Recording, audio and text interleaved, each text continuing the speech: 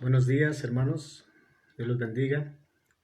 Hoy es viernes 11 de diciembre de 2020 y es un gusto poder transmitir una vez más una enseñanza. Y antes que nada, vamos a orar para que Dios nos hable en esta mañana. Oremos. Señor, te damos gracias. Gracias porque eres muy bueno con nosotros. Tu fidelidad, Señor, es nueva cada mañana, igual tu misericordia. Te ruego, Señor, que recibas esta oración, que nos escuches, Señor. Queremos estar en comunión contigo, queremos que nos perdones y que podamos, mi Dios, en esta mañana ser bendecidos a través de tu palabra. Usa la Biblia, Señor, para nuestra edificación. Lo necesitamos constantemente estar estudiando este bendito libro. Bendice la enseñanza y obra en todos aquellos que han de escuchar esto, para que les sea de bendición, de edificación, de crecimiento, y que tu palabra sea la que hable, Señor. Espíritu Santo, usa tu espada para enseñarnos, Señor, mostrarnos lo que estamos haciendo bien, lo que estamos haciendo mal. Así que bendice esta hora y recibe la honra y la gloria, Señor. Gracias, Padre. Te lo pedimos y agradecemos en el nombre de Cristo Jesús. Amén. Bueno, en esta mañana vamos a ver un tema que yo le puse por título Los 4 pasos del pecado. Los 4 pasos del pecado. Vamos a ver varias historias, 4 historias, las cuales tienen el mismo curso. Son historias obviamente de pecado, de personajes bíblicos, y podemos ver cómo en estas 4 historias, al menos, puede haber más, los pasos se repiten, ¿sí? Y la Biblia dice en el Nuevo Testamento que las cosas que se escribieron para nuestra enseñanza se han dejado escritas.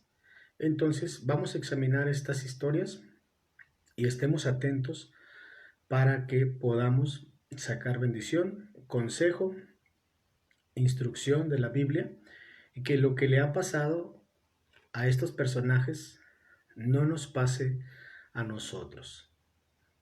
Tome su Biblia y vamos a empezar. Vamos a ir primero al libro de Josué, capítulo 7. Josué 7. Vamos a ver lo que dice ahí. En Josué 7, una historia de un hombre llamado Acán. Josué 7. Dice así la Biblia. Josué 7. El pecado de Acán. Pero los hijos de Israel cometieron una prevaricación en cuanto al anatema, porque Acán, hijo de Carmi, hijo de Sabdi, hijo de Sera, de la tribu de Judá, tomó del anatema, y la ira de Jehová se encendió contra los hijos de Israel. Después Josué envió hombres desde Jericó a Ai, que estaba junto a Bet-Aben, hacia el oriente de Betel, y les habló diciendo: subid y reconocer la tierra. Y ellos subieron y reconocieron a Ai, o Ai, como usted lo quiera pronunciar.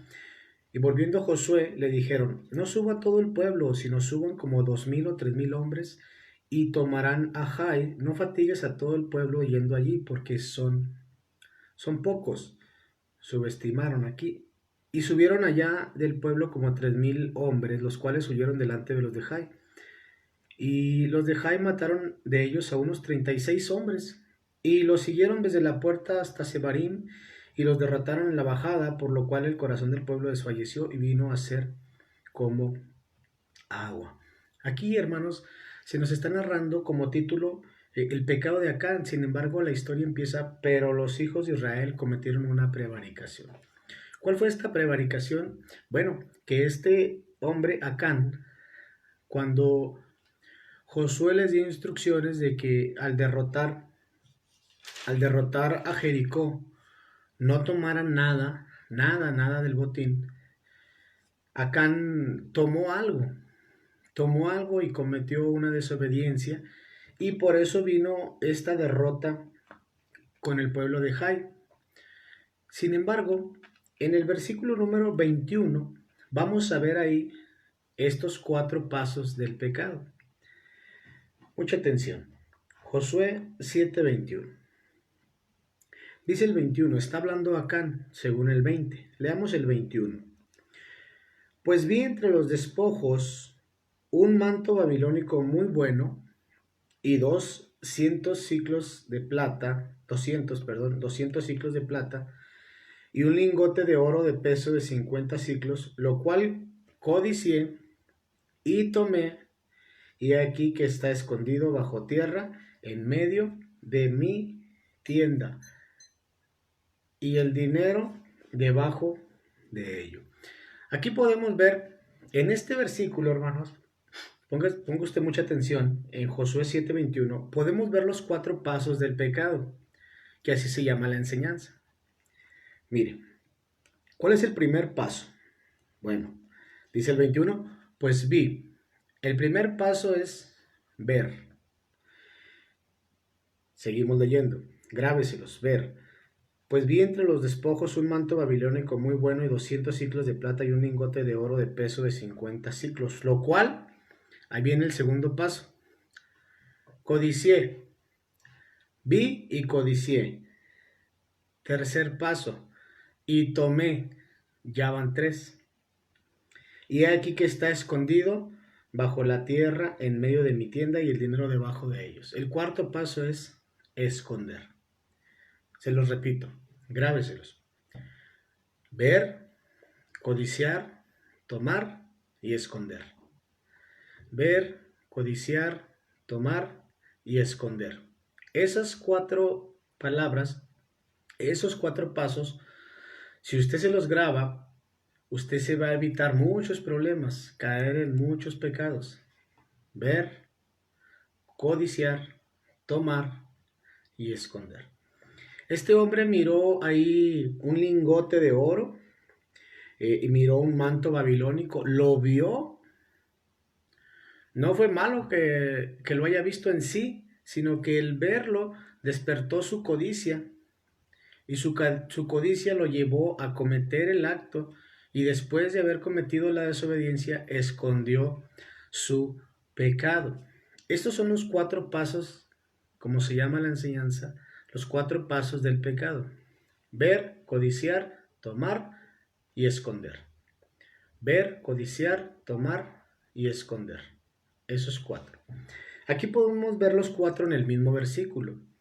¿Cuál fue aquí la razón del pecado? Bueno, lo material. Lo material, el manto, las posesiones y todo eso. Ahora, así ha sido desde el principio, hermanos. Se lo voy a mostrar con Génesis 3. Este fue el pecado de Acán, pero en Génesis 3, ahí al inicio de la Biblia, vamos a ver cómo Adán y Eva hicieron exactamente lo mismo. Mire lo que dice. Pero la serpiente era astuta, más que todos los animales del campo que Jehová Dios había hecho, la cual dijo a la mujer: con que Dios os ha dicho, no comáis de todo árbol del huerto. El diablo siempre va a meter la duda. Y la mujer respondió a la serpiente: del fruto de los árboles del huerto podemos comer, pero del fruto del árbol que está en medio del huerto, dijo Dios, no comeréis de él ni le tocaréis, para que no muréis. Entonces la serpiente dijo a la mujer, contradiciendo a Dios: no vas a morir, sino que sabe Dios que el día que comas de él serán abiertos tus ojos y vas a ser como Dios, sabiendo el bien y el mal. Mire el versículo 6. A ver si puede usted identificar los 4 pasos, del 6 al 8. Y vio la mujer que el árbol era bueno para comer y que era agradable a los ojos y árbol codiciable para alcanzar la sabiduría, y tomó de su fruto y comió, y dio también a su marido, el cual comió así como ella. Entonces fueron abiertos los ojos de los dos y conocieron que estaban desnudos. Entonces cosieron hojas de higuera y se hicieron delantales. Versículo 8. Y oyeron la voz de Jehová Dios que se paseaba en el huerto al aire del día, y el hombre y su mujer se escondieron de la presencia de Jehová Dios entre los árboles del huerto. ¿Sí notó que vienen los 4 pasos que cometió también Acán? La mujer, en el versículo 6, vio la mujer que el árbol era bueno para comer, y ahí mismo a la mitad del versículo dice, árbol codiciable, lo codició. Ahí mismo en el 6 dice que lo tomó, y en el 8, ¿qué pasó? Se escondieron. Aquí podemos ver cómo la táctica del diablo siempre ha sido meter duda, y podemos ver que el proceder desde el principio ha sido lo mismo: ver, codiciar, tomar y tristemente esconder. Así pasó con Adán y Eva. Vieron el árbol, lo codiciaron, lo tomaron y se terminaron escondiendo. Ya llevamos dos casos. Vamos a ver el tercero. Vamos a Segunda de Reyes. Segunda de Reyes, capítulo número 5.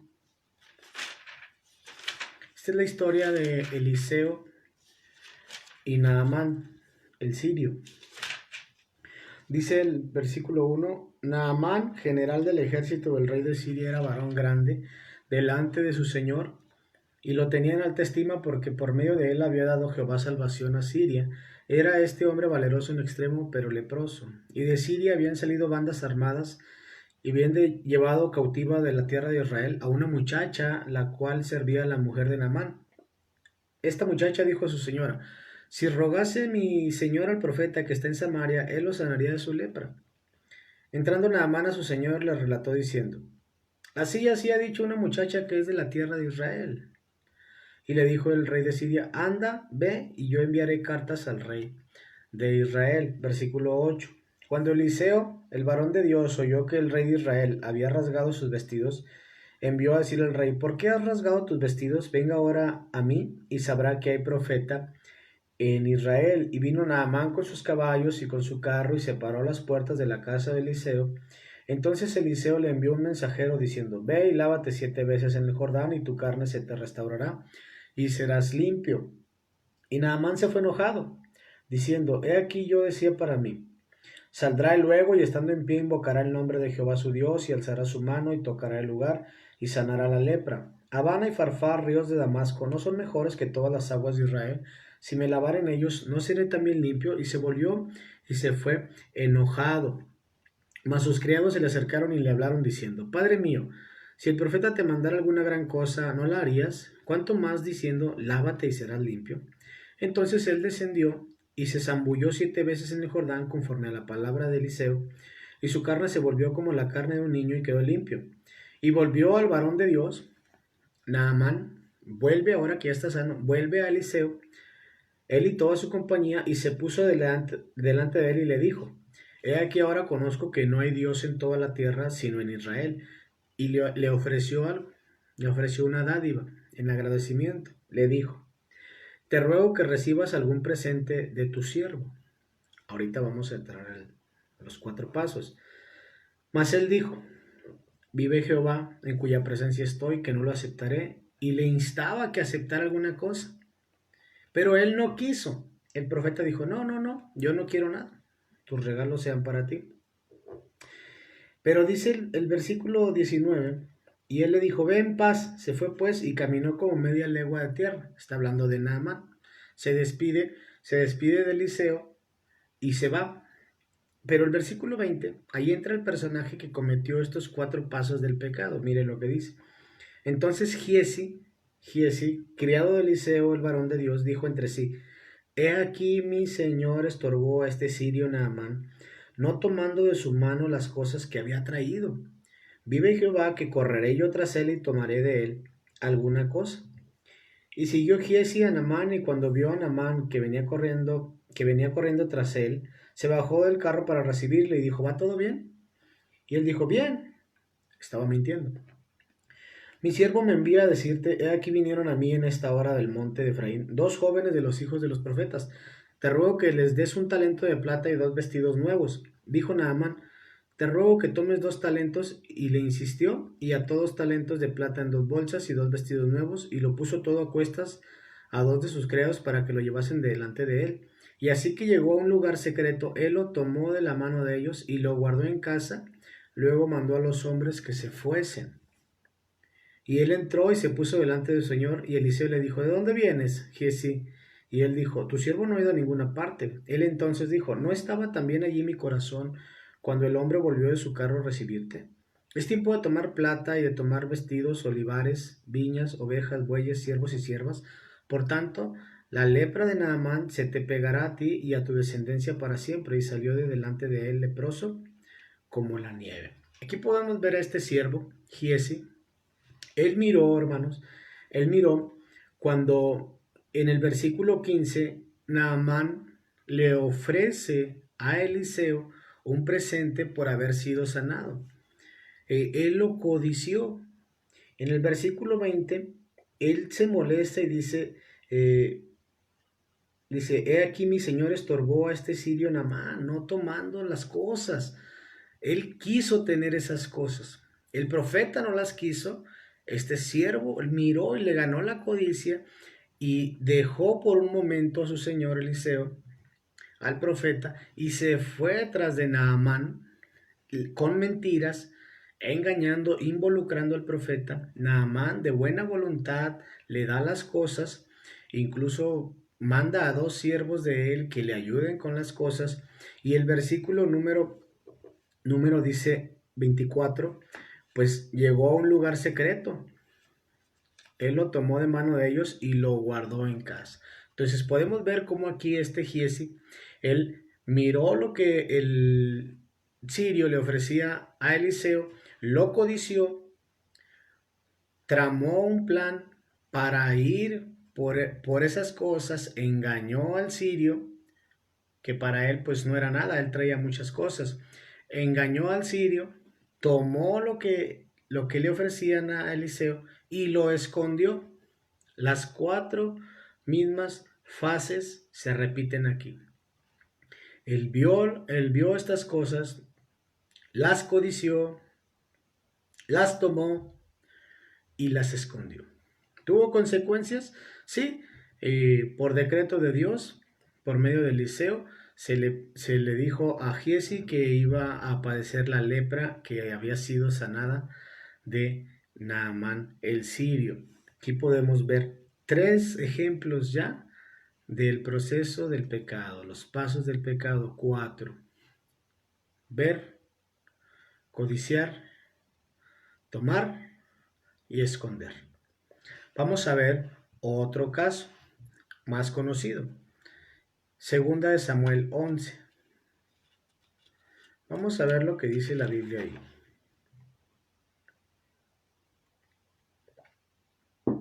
David y Betsabé. Aconteció al año siguiente, en el tiempo que salen los reyes a la guerra, que David envió a Joab y con él a sus siervos y a todo Israel y destruyeron a los amonitas y sitiaron a Rabá. Pero David, siempre hay un pero David se quedó en Jerusalén. Dice el versículo 1 al principio. Aconteció el año siguiente, en el tiempo que salen los reyes a la guerra. O sea, los reyes deberían de salir. Pero al final dice, pero David se quedó en Jerusalén. Ahí estuvo mal. Y sucedió un día, al caer la tarde, que se levantó David de su cama y se paseaba sobre el terrado de la casa real y vio desde el terrado a una mujer que se estaba bañando. La vio. Ahí está el primer paso. La cual era muy hermosa. La codició. Mire, tanto es que la codició que el versículo 3 dice, y envió David a preguntar por aquella mujer. La codició, él quería estar con ella. Aquella es Betsabé, hija de Eliam, mujer de Urías Eteo, era uno de sus soldados. Y envió David mensajeros y la tomó y vino a él, y él durmió con ella. La vio, la codició, la tomó, y concibió la mujer y envió a hacerlo saber a David, dice el 5, diciendo, estoy embarazada. Entonces David envió a decir a Joab, envíame Urías Eteo. Y Joab envió a Urías Eteo. Cuando Urías vino a él, David le preguntó por la salud de Joab y por la salud del pueblo y por el estado de la guerra. Estaba fingiendo. Después dijo David a Urías, desciende a tu casa y lava tus pies. Y saliendo Urías de la casa del rey, le fue enviado un presente de la mesa real, mas Urías durmió a la puerta de la casa del rey con todos los siervos de su señor, y no se fue a su casa. E hicieron saber esto a David diciendo, Urías no ha descendido a su casa. Y dijo David a Urías, ¿no has venido de camino? ¿Por qué pues no descendiste a tu casa? Y Urías respondió a David, el arca de Israel y Judá están bajo tiendas, y mi señor Joab y los siervos de mi señor en el campo. Y había yo de entrar en mi casa para comer y beber y a dormir con mi mujer. Por vida tuya y por vida de tu alma que yo no haré tal cosa. David dijo a Urías, quédate aquí aún hoy y mañana te despacharé. Y se quedó Urías en Jerusalén aquel día y el siguiente, y David lo convidó a comer y a beber con él hasta embriagarlo, y él salió a la tarde a dormir de su cama con los siervos de su señor, mas no descendió a su casa. Aquí podemos ver, la Biblia nos habla claro sobre los defectos de los personajes históricos que vienen aquí, y nos habla en esta ocasión sobre David. Él era un hombre, según la Biblia, un hombre con un corazón conforme al corazón de Dios. Sin embargo, la Biblia no maquilla los pecados de las personas, y aquí nos dice claramente que el rey David, él miró a Betsabé, la codició, la tomó y después trató de esconder su pecado. Mandó a traer a Urías de la guerra. La guerra no duraba un día o dos, duraba semanas o incluso meses. Lo mandó a traer con el propósito de que Urías fuera a casa suya, a su propia casa, y durmiera con Betsabé su mujer, y así poder achacar el embarazo a Urías. Sin embargo, Urías, como fiel soldado, él no quiso descender a su casa porque no era bueno. Él sentía el compromiso de estar ahí a la orden del rey. David trama un plan. Usted lo puede leer desde el versículo 14 hasta el 27, donde al no lograr que Urías vaya y duerma con su esposa, por medio del mismo Urías, David envía unas cartas a Joab, el que estaba al frente del ejército, y le dice, acérquense lo más que puedan a los contrarios y retírense todos y dejen a Urías ahí para que lo maten. Terminó en asesinato. Este pecado del rey David terminó en asesinato. ¿Sí se dio cuenta que se repiten los 4 pasos? Vio a Betsabé, la codició, la tomó y después escondió su pecado. Esta historia de David nos muestra varios pecados. Vamos a hacer un paréntesis aquí. Ahorita regresamos a los 4 pasos, pero primero, en el versículo 1, David estaba en el lugar equivocado. Era tiempo de salir a la guerra y él se quedó en casa. En el versículo 2 nos muestra la pereza, porque dice el 2, y sucedió un día al caer la tarde que se levantó David de su lecho. Al caer la tarde, ya casi era tiempo de dormir y él se estaba levantando. La pereza nunca ha sido buena y nunca va a ser buena. Dios mismo desde el principio creó a Adán y Eva y les dio un trabajo, les dio un huerto para poder ser mayordomos de ahí. Tenían un trabajo, tenían una ocupación, incluso en el cielo le vamos a servir a Cristo. Aquí podemos ver cómo este hombre se levantó de su lecho en la tarde, pereza. Después, en el versículo, ahí mismo en el 2, vio sobre el terrado a una mujer que se estaba bañando, la cual era muy hermosa, y envió a David a preguntar por aquella mujer, y le dijeron, aquí es Betsabé, hija de Eliam, mujer de Urías Eteo. Y miró y codició, cayó en la tentación, concibió en su mente el pecado.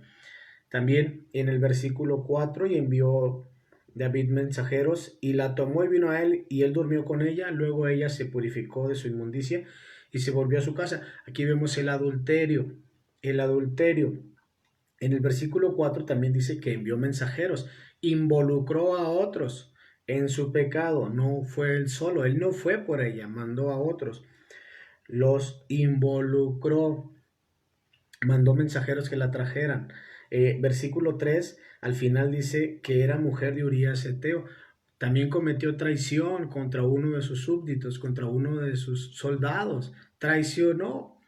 Y muchas veces hemos visto esto, que el adulterio termina metiéndose personas muy cercanas a otras, traicionando la confianza. El soldado Urias, él estaba fielmente allá en la guerra y David lo estaba traicionando, lo estaba traicionando. También en el versículo número 6, entonces David envió a decir a Joab, envíame Urías Eteo, y Joab envió a Urías Eteo. Cuando Urías vino a él, David le preguntó por la salud de Joab, por la salud del pueblo y por el estado de la guerra. Era hipocresía, hipocresía.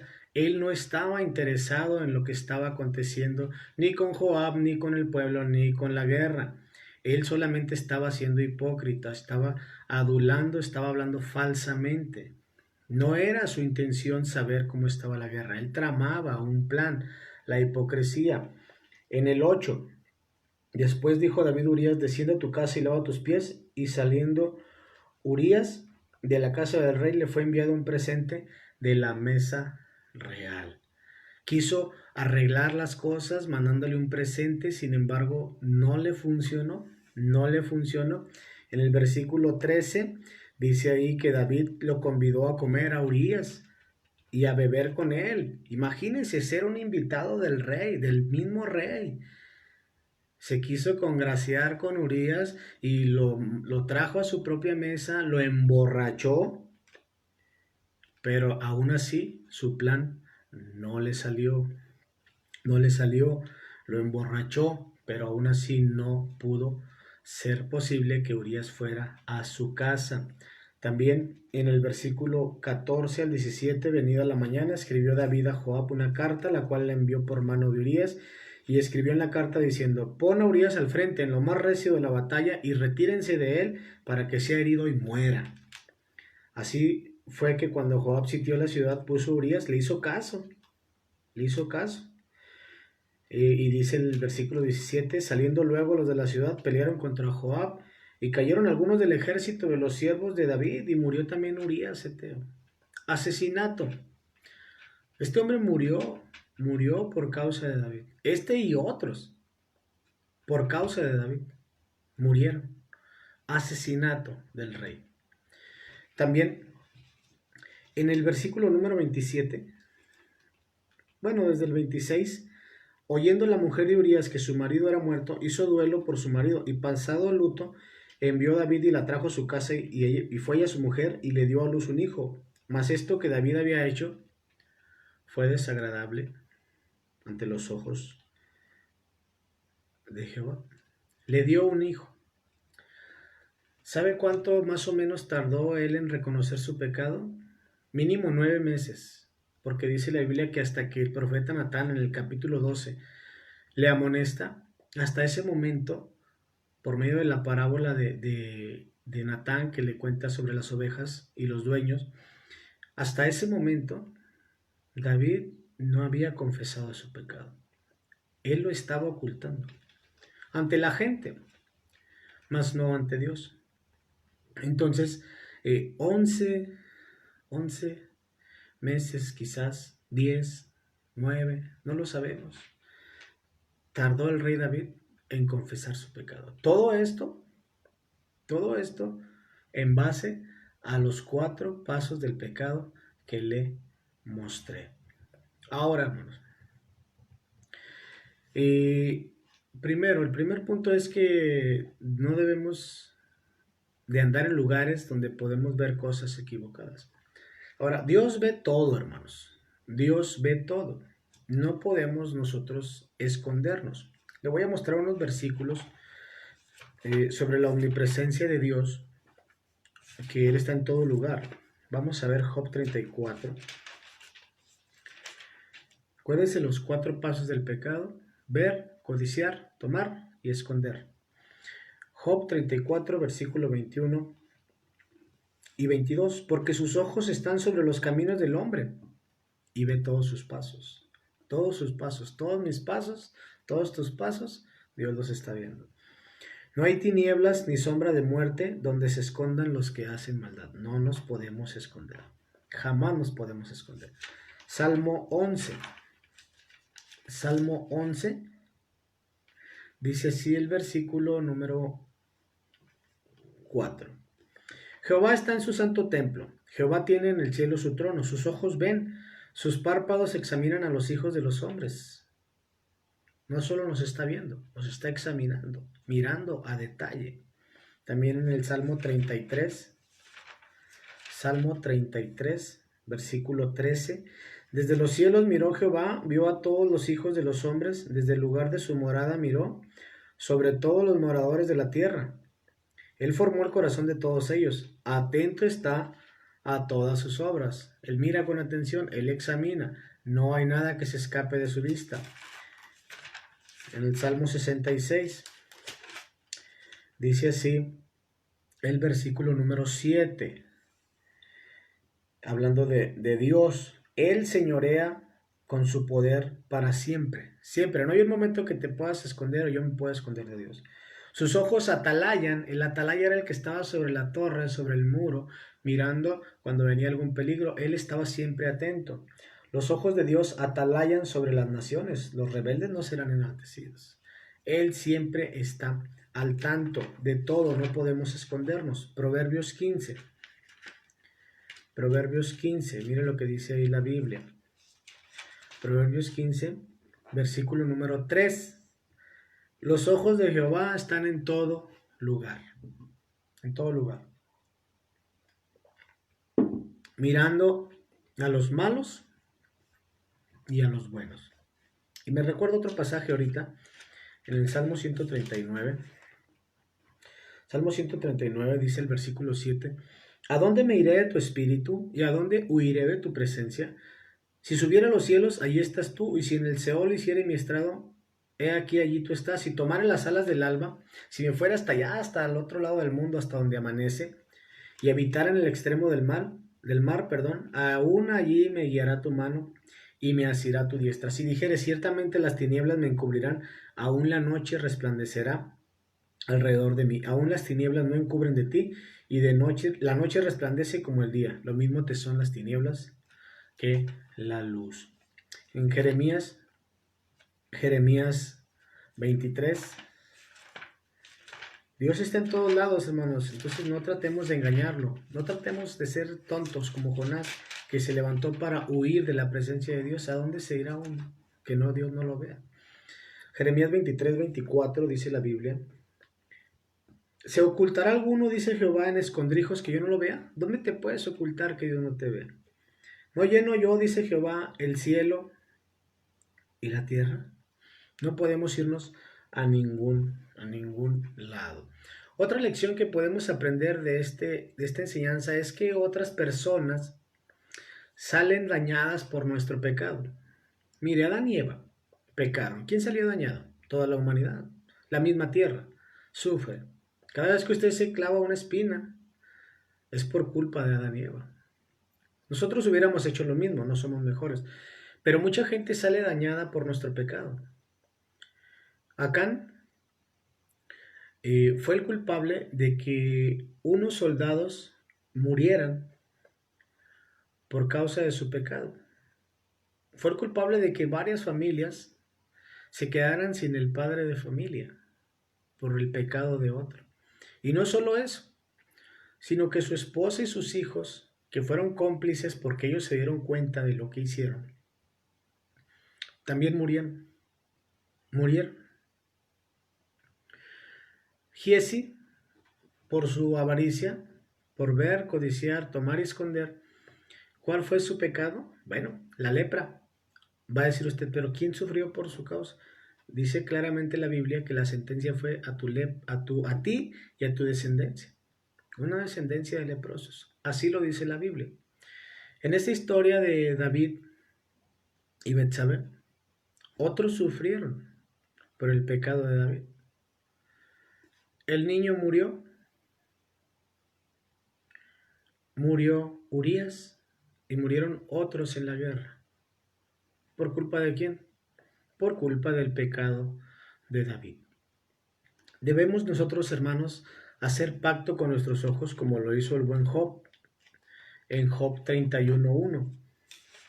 Job 31.1 dice, hice pacto con mis ojos, porque ahí empieza todo. ¿Cómo pues había yo de mirar a una virgen? Necesitamos hacer un pacto con Dios, un pacto con nuestros ojos, con nosotros mismos, y en lo que más podamos conducirnos limpiamente, no poner delante de nosotros alguna cosa injusta. Mire, el Salmo 101, aquí está hablando el rey David. Misericordia y juicio cantaré, a ti cantaré yo, oh Jehová, entenderé el camino de la perfección cuando vengas a mí. Punto. Y luego viene un espacio. Esta ya es otra sección. La última parte del 2 y la primera del 3. Es junto. Dice, en la integridad de mi corazón andaré en medio de mi casa. No pondré delante de mis ojos cosa injusta. ¿Cuántas cosas injustas pone el hombre y la mujer delante de sus ojos por medio del teléfono, por medio de la televisión, por medio de las computadoras, de la tablet, de una pantalla? Necesitamos hacer un compromiso y decir, Dios, yo no voy a poner delante de mis ojos cosa injusta, porque ahí sería el inicio del pecado. No creamos que el pecado es hasta que cometemos el acto, no, ese es solo el fruto del pecado, pero el pecado nace cuando vemos y codiciamos, ahí nace. Por eso David se hace esta promesa y dice, yo no voy a poner delante de mis ojos cosa injusta. En Lucas 11, así que tratemos todos, hermanos, de erradicar todo lo que nos puede conducir a codiciar algo, porque una vez que le damos lugar a la codicia, si no nos arrodillamos y pedimos perdón en ese momento, lo podemos llegar a tomar y consumar nuestro pecado y terminar escondiéndolo. Lucas 11, en el versículo número 33 dice, nadie pone en oculto la luz encendida ni debajo del almud, sino en el candelero para que los que entren vean la luz. Y mire el 34. La lámpara del cuerpo es el ojo. Es el ojo. Cuando tu ojo es bueno, también todo tu cuerpo está lleno de luz, pero cuando tu ojo es maligno, también tu cuerpo está en tinieblas. Necesitamos cuidar lo que estamos viendo. Necesitamos examinar, evaluar y decir, esto no me sirve, no lo voy a ver. Esto me puede conducir a pecar, no lo voy a permitir. Para que quedemos en el primer paso y no le demos cabida a los siguientes tres. La lámpara del cuerpo es el ojo. Yo me acuerdo que alguien dice, pues, cuida tu corazón. Bueno, sí dice Salomón, sobre toda cosa guardada, guarda tu corazón, dáselo a Dios. Pero en realidad tenemos que cuidarnos de nuestro corazón, de nuestro corazón. Jeremías 17, tenemos que cuidarnos de nuestro corazón. Mire, dice el título, el pecado escrito en el corazón de Judá. En vez de Judá, póngale su nombre. El pecado escrito en el corazón de Juan. Dice el 9, engañoso es el corazón más que todas las cosas y perverso. No solo es engañoso, falso, es también perverso. Necesitamos cuidarnos de nuestro corazón. Saturar, hermanos, nuestra vida de la palabra de Dios. Memorizar la palabra. El Salmo 119 dice, si mal no recuerdo es el verso 11, en mi corazón he guardado tus dichos para no pecar contra ti. La palabra de Dios es un freno que nos impide caer y fallarle a Dios. Necesitamos que la palabra de Dios viva en abundancia en todos nosotros. En abundancia. Mucho. Ahorita le voy a mostrar un versículo. También en Santiago 4.1, hablando de que tenemos que cuidarnos de nuestro corazón, dice, ¿de dónde vienen las guerras y los pleitos entre vosotros? ¿No es de vuestras pasiones, las cuales combaten en vuestros miembros? Grábate esto, hermano, hermana. Si tú ya eres salvo, tu alma ha sido salvada, ha sido redimida, pero tu cuerpo, mi cuerpo todavía no, todavía tenemos pasiones. Necesitamos matarlas de hambre y sacar de nuestra vida, de nuestro hogar, todo lo que pueda alimentar a esas pasiones para que mueran de hambre. No las sigamos alimentando a través del celular, de la televisión, de la computadora. Matémoslas de hambre, ¿sí? Porque esas pasiones van a estar hasta el último día de nuestra vida. Va a ser una lucha constante. Así que cuidémonos de nuestro corazón. No proveáis para los deseos de la carne, dice la Biblia. Saquemos todo lo que nos puede hacer caer. También en Marcos 7, déjame decirte algo. El problema de tu pecado y de mi pecado, uno, no es el diablo, ¿sí? No le eches la culpa al diablo. El diablo solo puede estar en una sola vez, en un solo lugar a la vez. O sea, y si tú no andas ferviente, no andas activo, no creo que esté sobre ti. Estás ahí sin hacer nada, pues no le causas ningún problema. No es el diablo, ¿sí? El diablo no es el culpable. Tampoco le eches la culpa a los demás. Tampoco le eches la culpa a los demás. ¿Qué pudo haber dicho David? Bueno, pues es que ella, ¿por qué se estaba bañando ahí? Tu pecado interior es el que te conecta con lo demás. La mujer se estaba bañando. El hombre fue el que la vio por estar en el lugar equivocado. Sus pasiones de sus miembros fueron los que hicieron que cayera. Entonces, el culpable de tu pecado no es el diablo y no es el prójimo. El pecado de tu pecado y de mi pecado somos nosotros mismos. Por eso debemos orar a Dios, Señor, inclina mi corazón a tus testimonios. Inclina mi corazón a tu palabra, Señor. No dejes que este perverso corazón me gobierne, porque líbrame de mí, debemos decirle. Líbrame de mí mismo. El enemigo duerme dentro de nosotros, somos nosotros mismos. A mí me cae mal que el cristiano diga, no, es que yo quiero cambiar, pero nadie me ayuda. Los demás tienen la culpa. No, los demás no tienen la culpa. Tú tienes la culpa. Tu pecado es el que te conecta con el de afuera. Tu pecado interior te conecta con el exterior. Así que no pongas excusa. Mejor cuídate y trata de no satisfacer los deseos de la carne. Cuídate de tu corazón. Contrario a lo que el mundo dice, haz lo que tu corazón te diga. No, eso es perverso. Eso es perverso. Cuando tu corazón te diga algo, no le hagas caso. Son corazonadas. Y eso, corazón, nada. No le hagas caso. Vamos a Marcos 7, dice el versículo 20. Pero decía que lo que del hombre sale, eso no contamina, eso contamina al hombre, perdón. Lo que sale, eso contamina al hombre, no lo que entra.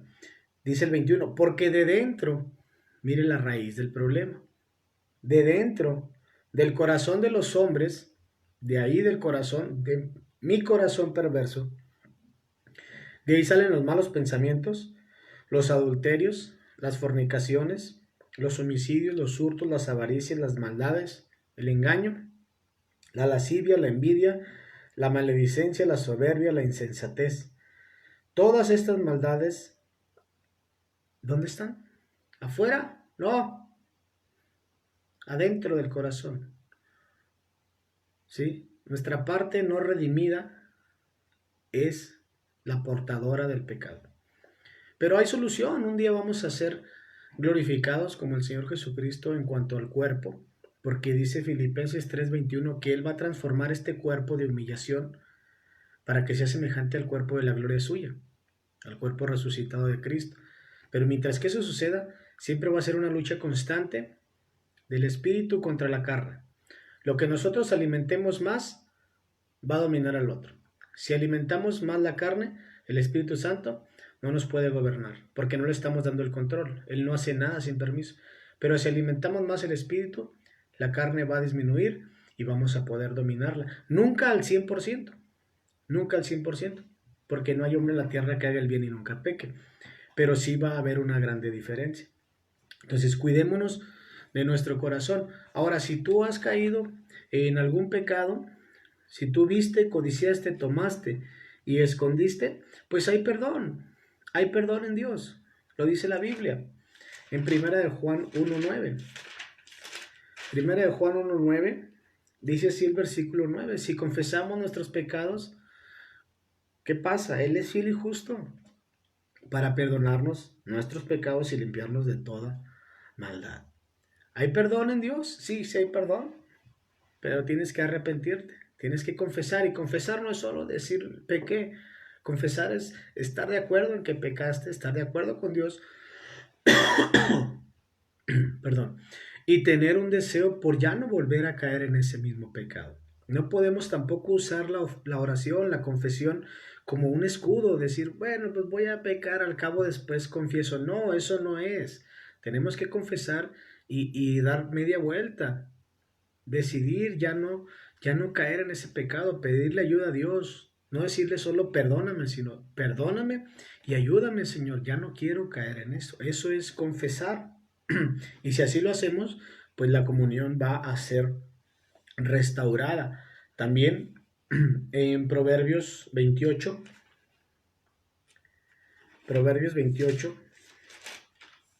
dice así el versículo 13: el que encubre sus pecados, el que los cobija, dice ahí la Biblia, no prosperará, no prosperará. Tienes un pecado ahí, el cual viste, codiciaste, lo tomaste y ahorita lo tienes escondido, no vas a prosperar a la manera de Dios. Necesitas dejar de encubrirlo, dejar de esconderlo y confesarlo a Dios. El que los confiesa, dice ahí la Biblia, mas el que los confiesa y se aparta, eso es lo que le decía de primera de Juan 1:9. Están conectados estos dos versículos. El que los confiesa y se aparta alcanzará misericordia. Así que si estás en algún pecado que lo tienes escondido, es mejor que lo dejes, porque si tú lo tienes escondido y nadie te ve, solamente Dios, todavía es peor, porque le estás dando el lugar de privilegio, entre comillas, de que Dios sea el único espectador, el único público que vea tu pecado. La gente se esconde para hacer sus pecados, sus fechorías, sus adulterios, sus fornicaciones, donde nadie los ve, pero se les olvida que ante Dios no hay paredes, Él ve todo. Entonces, tengamos cuidado, no sigamos con ese pecado y mejor hay que confesarlo y apartarnos para alcanzar misericordia. Mire el Salmo 32, ahí vamos a terminar. Salmo 32. Este salmo fue escrito por David después de que reconoció su pecado con Betsabé. Dice el 32:1. Dichoso, feliz, bienaventurado aquel cuya transgresión, cuyo pecado ha sido perdonada y cubierto su pecado. Aquí él ya había confesado su pecado. Bienaventurado el hombre a quien Jehová no culpa de iniquidad y en cuyo espíritu no hay engaño. Él está hablando después de que ya tuvo otra vez la comunión con Dios. Pero mire el versículo número 3 y 4, su condición cuando él no confesaba su pecado. Mientras callé, es callé, no es calle, mientras callé, se envejecieron mis huesos en mi gemir todo el día. Porque de día y de noche se agravó sobre mí tu mano. Se volvió mi verdor en sequedales de verano. ¿Se imagina David?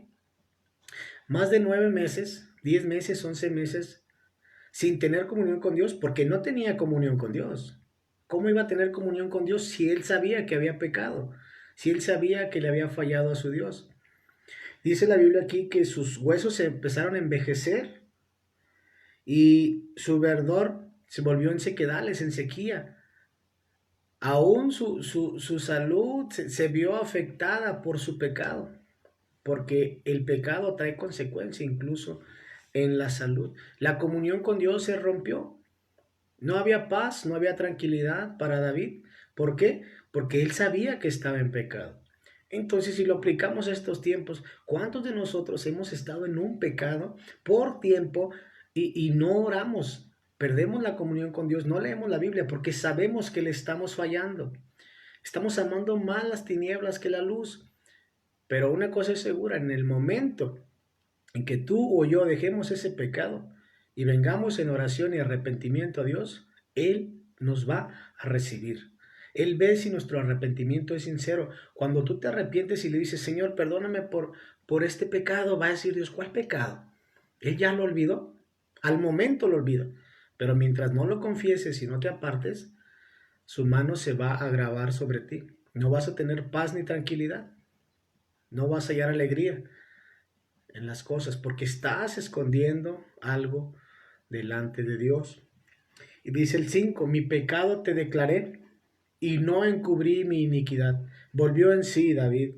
Dije, confesaré mis transgresiones a Jehová. ¿Y qué hizo Dios? Y tú perdonaste la maldad de mi pecado.